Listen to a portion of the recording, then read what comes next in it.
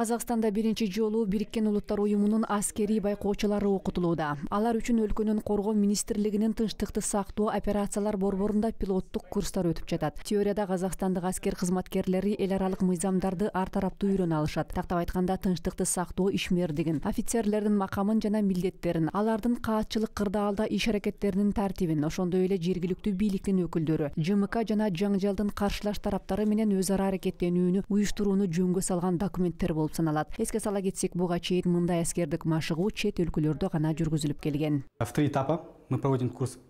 Он является трехнедельным.